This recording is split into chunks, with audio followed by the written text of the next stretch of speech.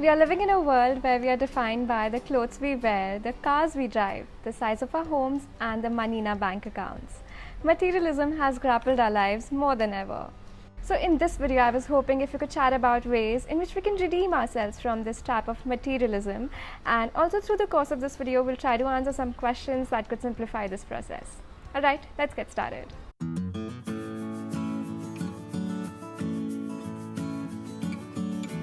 So starting with the most basic question, is wanting things or stuff bad? To answer this, I have this quote which honestly answers this in the best possible manner. Stuff isn't bad, the love for stuff is bad. And just the mentality that once I have that dream house, then I'll be happy. Or once I have that jewelry or that bag or that dress, then I'll be happy. And this mentality of if then is bad. Which brings me to my next question. Okay then, so what's wrong with this mentality? So has it happened to you also that you've longed for a new dress or a new watch or a new gadget, watched series of unboxing videos, read reviews and opinions about it, fantasized about it, and when you couldn't resist any longer, you bought it. But once you bought it and once it arrived in your hands, that shiny, brilliant watch or that dress stopped twinkling and its glow faded. It just became a thing among the many things we possess, and maybe now it's lying somewhere in your house that you occasionally use. And now we are not thinking about it because now we are busy chasing the next thing to accumulate in our pile of stuff that we already own. For me, it was this dress. I waited desperately for it to arrive, and when it did come, I wore it once and clicked photos, and that's it. Next morning, I was busy obsessing over another dress. And that's when I knew it was kind of a cycle of buying things and accumulating them. But maybe at one point in time, we might come across something or someone that will shout at us or yell at us to stop wanting more stuff. For me, that someone was the teachings of Bhagavad Gita. Which brings me to my next question. What does the Bhagavad Gita speak about materialism? So it essentially teaches us that nothing matters except being a virtuous person, to be kind, fair and courageous, and to give our best even along the complexities of life, and most importantly to stop obsessing over everything else, especially material possessions.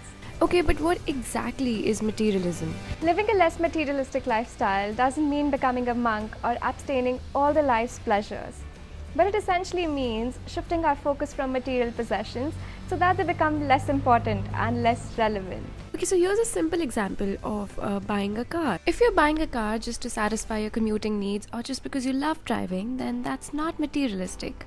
But if you buy a swanky car to impress others, well, that's materialistic.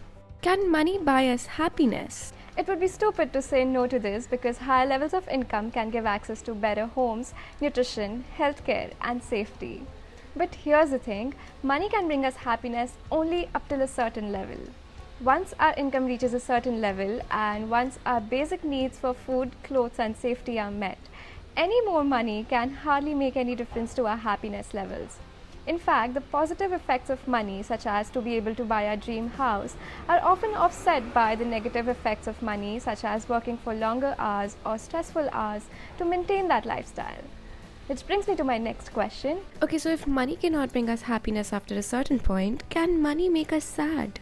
To some extent, most of us participate in consumer culture and value material possessions, which is perfectly fine. But in excess, materialism can take a toll on our well-being, our quality of life, and also along our relationships. Does materialism fill any voids in our life, or does it make us feel complete? Some people buy when they are happy, some people buy when they are sad, and some people buy just because it's a Saturday afternoon. Me sometimes. But we are buying all the time. What are we trying to achieve through buying? It's like filling a sieve with the sand. The sand may fit in the sieve temporarily, but it will soon sift through the holes, leaving us empty again.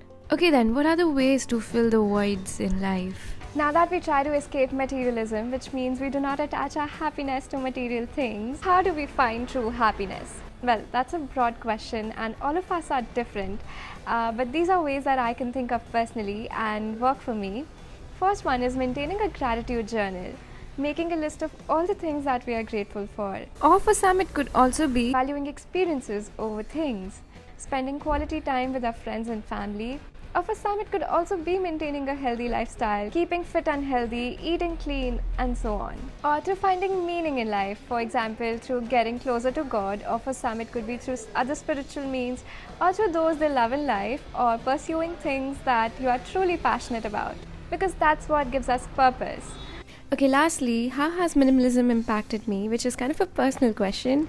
Minimalism took me on a more personal journey where I became more considerate and mindful of my choices in the way they were made, who made them, and were they paid enough while making them. Because I'm completely aware of the fact that every purchase that I make has an environmental consequence, and might as well be that there's somebody who's harmed along the process. Okay, finally, how much money is enough? Enough is a subjective term. It is different for each one of us, but largely it's a state of mind. The knowledge that you just have to know that when your life is pretty good, not perfect, but pretty good, that's enough. And this is it. Thanks for stopping by. I really hope you find this video helpful.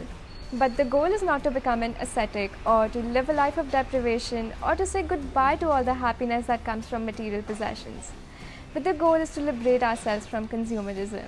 I make videos on topics like sustainability and slow fashion, so if that sounds like your jam, please consider subscribing.